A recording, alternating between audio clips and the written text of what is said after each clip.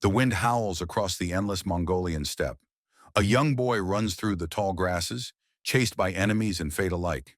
He is Temujin, or, as the world would come to know him, Genghis Khan. From the cold, unforgiving plains of Central Asia, a man would rise to forge the largest contiguous empire in history. But the path to power was neither easy nor inevitable. It was carved through blood, loyalty, betrayal, and sheer vision. Born around 1162, Temujin entered a world of tribes, clans, and survival.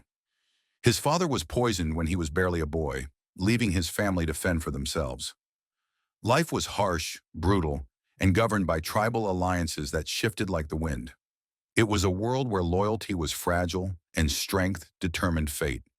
Yet within Temujin burned an ambition unmatched, a vision to unite the Mongol tribes under a single banner. His story is not just one of conquest, but of ingenuity, leadership, and the reshaping of an entire world. Mongolia in the 12th century was not a land of cities or wealth. It was vast, open, and unforgiving. Survival demanded mobility, resourcefulness, and the ability to lead men and horses alike. Clans warred endlessly, and alliances were often as fleeting as the summer storms. The steppe was harsh, but it produced men and women of incredible endurance. Temujin was born into the Borjigin clan, a lineage with noble roots but dwindling influence. From a young age, he witnessed betrayal firsthand. Rival clans sought to exploit weakness, and even his own tribe turned against him after his father's death. The struggle for survival honed his mind. He learned the value of loyalty and merit over birthright, a philosophy that would later distinguish his leadership. But it wasn't only the hardships that shaped him. The steppe culture prized horsemanship, strategic warfare, and adaptability. Temujin absorbed these lessons like water into the earth. By adolescence, he could command respect from adults, earning followers not because of his lineage, but because of his vision, courage, and fairness. Early catalysts pushed him toward leadership. A powerful alliance was forged when Temujin married Berta, uniting two clans and securing support. But fate tested him again when rivals kidnapped her. The rescue of Berta was not merely a personal triumph. It demonstrated his ability to mobilize warriors, negotiate alliances, and inspire loyalty. These early victories were a microcosm of what was to come, a combination of ruthlessness, strategy, and charisma. Temujin also absorbed spiritual and philosophical influences from the steppe. Shamanistic beliefs emphasized connection with the natural world and omens. He interpreted signs, used them to inspire troops, and maintained a moral code to reward loyalty and punish betrayal. Unlike other tribal leaders, he promoted meritocracy. A brave soldier could rise to the rank of general. Cunning advisors could shape policy. This approach broke traditional tribal hierarchies and set the foundation for a unified Mongol nation. By his 20s, Temujin began consolidating power, forging alliances with neighboring clans while defeating those who opposed him. Every victory was methodical. Every defeat taught lessons. The boy from the steppes was transforming into a leader capable of bending not just men, but the future of Central Asia itself. In the chaos of fragmented tribes, he found opportunity. The Mongol world was ripe for a visionary. Temujin's rise was more than ambition. It was necessity. Without unification, the Mongols would remain a collection of warring clans, scattered and vulnerable. But with a single, determined leader, they could become unstoppable. The stage was set. Temujin had survived betrayal, famine, and clan warfare. He had learned the art of leadership, loyalty, and strategy, and the world was about to witness the emergence of Genghis Khan, the man who would unite the steppe and challenge the established powers of Eurasia. Temujin's rise was not unchallenged. The Mongolian steppe was a crucible of shifting alliances, betrayal, and endless warfare. Rival clans saw his growing power as a threat. The Tatars, Merkits, and Naimans were among the most formidable. Each clan commanded warriors hardened by harsh winters and brutal skirmishes. Victory would require more than courage. It demanded strategy, cunning, and vision. In his early campaigns, Temujin relied on both diplomacy and force. He understood that fear alone could not unite the steppe. Merit and loyalty mattered. Skilled generals and trusted advisors were elevated, while disloyal allies were crushed decisively. His army was unlike any seen before in Mongolia, disciplined, mobile, and fiercely loyal. Cavalry units moved with precision, striking swiftly before vanishing into the vast plains. The rescue of Bjorta had already marked a turning point. Her capture by the Merkits demonstrated the stakes of intertribal rivalry.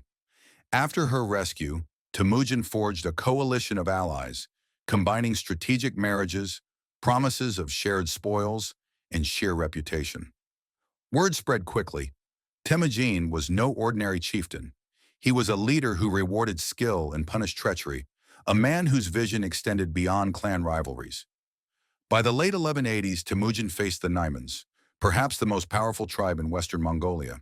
Their leader, Taiyan Khan, commanded thousands of warriors and had long resisted Mongol unification. Battles were fierce and bloody, fought across river valleys and ridges. Temujin's tactical genius shone. He used feigned retreats, ambushes, and psychological warfare. Every move was calculated, every victory leveraged to expand influence. During these campaigns, Temujin codified laws and regulations to maintain order.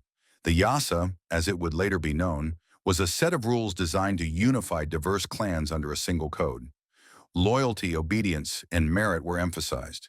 Thieves and traitors faced harsh penalties, but the brave and skilled were rewarded with rank, land, and trust. This legal framework strengthened unity, giving Temujin a tool as powerful as any sword. Alliances and betrayals shaped every step. Temujin faced betrayals from former allies, forcing him to balance diplomacy with ruthless action.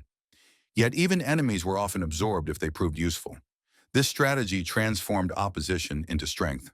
By the 1190s, Temujin had effectively unified much of the eastern and central Mongolian steppe under his command.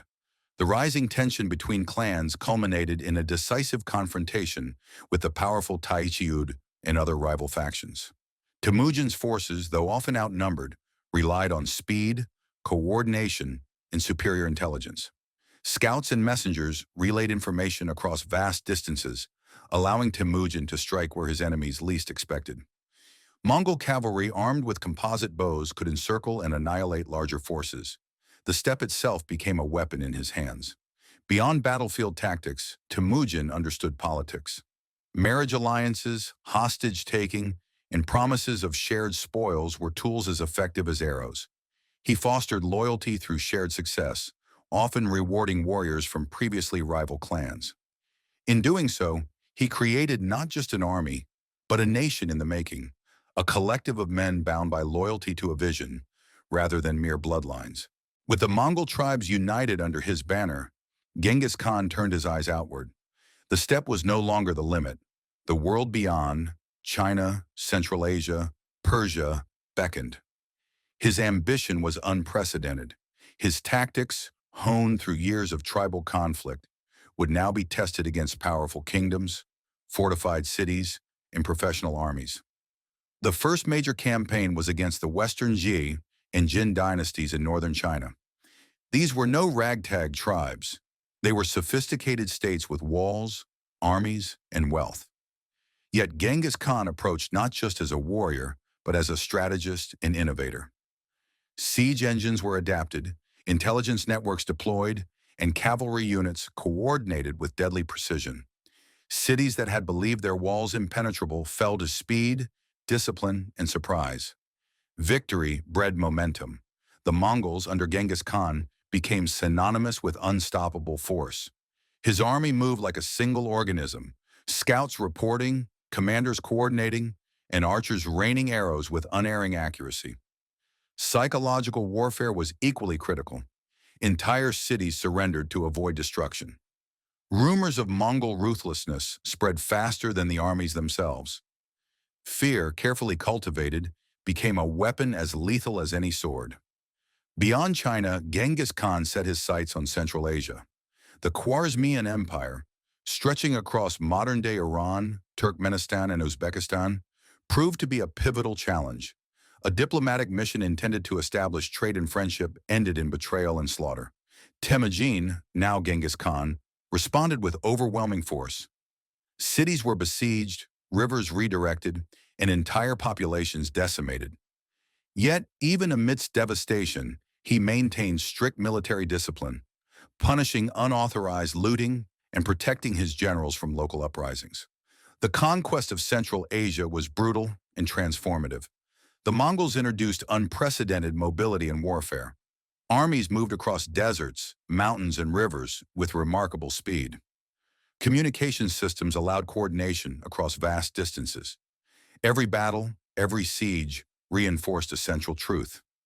Genghis Khan's vision was larger than revenge. It was empire, organized and relentless. At the same time, Genghis Khan demonstrated remarkable administrative foresight. Conquered territories were not merely looted, they were reorganized. Merchants, artisans, and local leaders were co-opted into his expanding network. Religious tolerance was promoted to stabilize diverse populations. Laws standardized trade and punishments, and the meritocratic principle that had guided Mongolia now extended to a multi-continental empire. Some of the most legendary confrontations occurred during this period. The siege of Samarkand, the conquest of Bukhara, and the relentless pursuit of fleeing Khwarezmian princes highlighted his combination of tactical brilliance and psychological warfare. Cities that resisted were obliterated. Those that surrendered were integrated. Tales of Mongol strategy spread far beyond the steppes, striking fear into kingdoms thousands of miles away. This was the apex of Genghis Khan's rise. From a boy abandoned on the steppes, he had become a universal ruler, master of an empire stretching from the Pacific to Central Asia. The Mongol cavalry, disciplined and swift, had rewritten the rules of warfare. Yet beyond conquest, he left a legacy of organization, law, and integration that would influence every region he touched. By the 1220s, the Mongol Empire was no longer a steppe power. It was a global force. Genghis Khan had reshaped the map of Eurasia. His campaigns combined ingenuity, ruthlessness, and vision. Battles were fought with precision, cities were won with strategy, and empires trembled at the name Genghis Khan. The climax of his rise demonstrated the transformation of a tribal chieftain into a world-shaking ruler. But even at the height of conquest, Genghis Khan looked beyond victory. He understood that an empire required structure, loyalty, and systems to endure. His death would not halt the momentum he had created. The Mongol machine was already in motion, ready to expand further under his successors. The stage was set for a legacy that would reverberate for centuries. Genghis Khan's death in 1227 marked the end of an era, but not the end of his influence. The Mongol Empire he forged stretched from the Pacific Ocean to the Caspian Sea, a vast expanse that connected east and west like never before. The immediate impact was clear. Trade flourished along the Silk Road, cities were linked by roads and courier systems, and ideas, technologies, and cultures spread faster than ever. The Mongols, under Genghis Khan and his successors, established unprecedented security across Eurasia. Merchants traveled without fear of bandits, scholars exchanged knowledge across continents, and innovations, from gunpowder to papermaking, traveled along routes once blocked by fragmented kingdoms. Genghis Khan's vision of an interconnected empire reshaped the economic and cultural landscape of the medieval world. Yet the legacy was not only positive. His campaigns left countless cities in ruin, and entire populations were wiped out in punitive actions. The fear he inspired became legend. Genghis Khan's name alone could spark surrender. Generations remembered both the terror and the order he imposed. The paradox of his legacy, destruction, and construction was a defining feature of history. Genghis Khan's approach to governance influenced countless successors. His principles of meritocracy, loyalty, and legal codification survived long after his death. The Mongol postal system, the yam, facilitated communication across vast distances, laying groundwork for modern administrative systems. Religious tolerance allowed conquered peoples to maintain identity while contributing to the empire's stability. His military innovations reshaped warfare globally. Cavalry tactics, psychological warfare, intelligence gathering, and rapid coordination became studied strategies for centuries. European and Asian armies learned from the Mongol example, adapting their formations, fortifications, and siege tactics in response. Genghis Khan was not only a conqueror, but a military revolutionist whose strategies echoed through generations. Culturally, Genghis Khan bridged worlds. Trade and diplomacy fostered exchanges between China, the Middle East, and Europe. Silk, spices, knowledge of astronomy, medicine, and mathematics traveled along the networks his empire safeguarded. The Mongol Empire became a conduit for globalization in the 13th century, centuries before the modern era. Perhaps most importantly, Genghis Khan reshaped the notion of leadership itself. From a boy abandoned on the steppes to a universal ruler, his story exemplifies vision, strategy, and resilience. He demonstrated that leadership is as much about inspiring loyalty and uniting people as it is about battlefield success.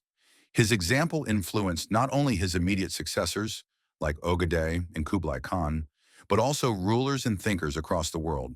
Today, Genghis Khan remains a symbol of both awe and fear. In Mongolia, he is revered as the father of the nation. Globally, his legacy is studied, debated, and mythologized. The empire he built may have fractured, but the ideas, strategies, and connections he created continue to influence history. From trade networks to military strategy, from governance to cultural exchange, his impact is enduring and profound. The story of Genghis Khan is a reminder of the power of vision combined with action. One individual, rising from hardship, can reshape the world. His life urges us to consider leadership, resilience, and the duality of creation and destruction. The plains of Mongolia may have shaped him, but he in turn shaped the world. If Genghis Khan's rise from a steppe boy to world-shaping conqueror fascinates you, explore the stories of other legendary leaders who changed history. Subscribe for more cinematic historical journeys, and hit the bell to never miss a story that connects the past to the present.